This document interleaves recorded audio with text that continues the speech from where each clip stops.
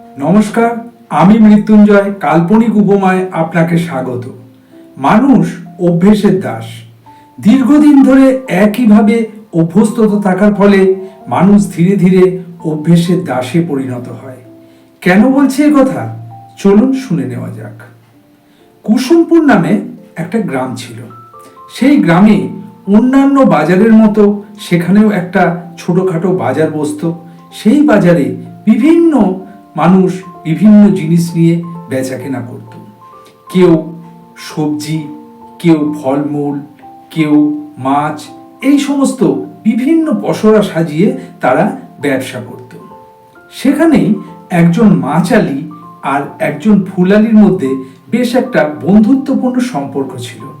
কারণ সেই ফুলালি মাঝে মাঝেই মাছালিকে বেশ কিছু ফুল উপহার দিত বাড়িতে পুজো করার জন্য। আর তার ফলস্বরূপ সেই মাছবালিও যখন তার কাছে বেশ একটু ভালো মাছ আমদানি হতো, তখন সে ফুলবালিকে খাওয়ার জন্য মাছ উপহার দিত। এইভাবেই তাদের মধ্যে বেশ সুন্দর একটা সম্পর্ক গড়ে উঠেছিল। এইভাবেই তারা চলছিল। বাজারে মুখোমুখি তারা বসে ব্যবসা করত, সুখ দুঃখের গল্প হতো। একদিন ফুলবালি ভাবল মাছবালিকে যদি তার বাড়িতে একদিন নিমন্ত্রণ করে খাওয়ানো যায় কেমন হয়। যেমন ভাবা তেমন কাজ। ফুলবালি মাছবালিকে বলল, তোমাকে সই আমার বাড়িতে একবার যেতে হবে তোমার নিমন্ত্রণ।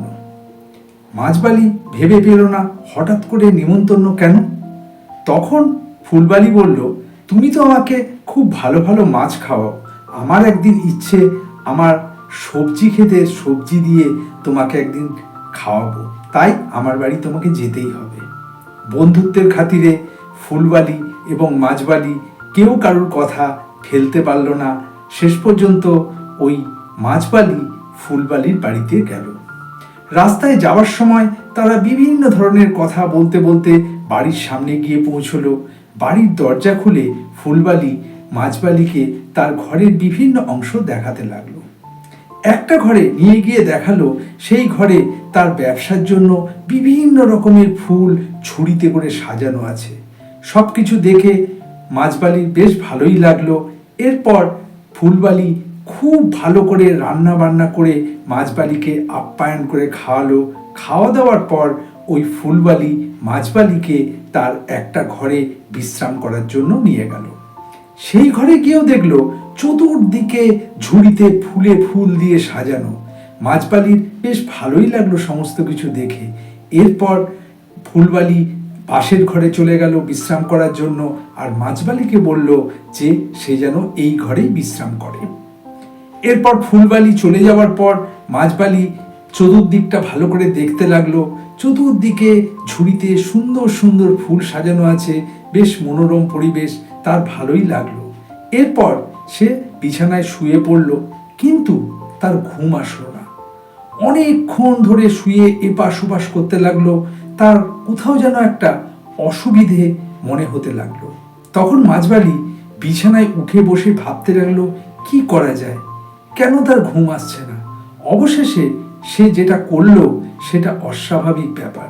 সে উঠে গিয়ে তার ওই মাছের ঝুড়িটা নিয়ে এসে বিছানার উপর রাখলো। তারপর ওই মাছের আষ্টে গন্ধে সে নিশ্চিন্তে ঘুমিয়ে পড়ল। তাহলে এই গল্প থেকে এটাই বোঝা গেল মানুষ অভ্যেসের দাস। সে যেভাবে অভ্যস্ততা করবে সেভাবেই তাকে চলতে হবে, তার বাইরে সে এক পাও এগোতে পারবে না। যদি আমার এই প্রতিবেদন আপনার ভালো লেগে থাকে তাহলে চ্যানেলটাকে সাবস্ক্রাইব করে এবং পরিচিতদের মধ্যে লিঙ্কটা শেয়ার করে আমার পাশে থাকবেন।